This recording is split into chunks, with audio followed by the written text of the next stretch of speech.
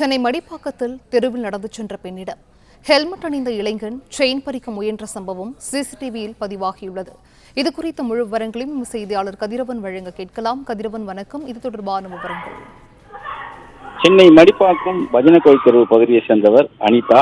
29 வயதான இவர் தனியார் நிறுவனத்தில் பணிபுரிந்து வருகிறார்.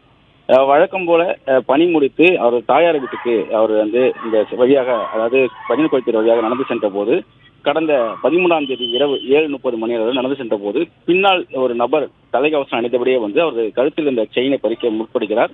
அவர் அந்த செயினை பறிக்க முற்படும் போது எதிர்பாராதமாக கீழே விழுந்த நிலையில பயங்கர சத்தத்தோடு அலறிக்கொண்டே அவர் அச்சத்தில் ஓடுகிறார்.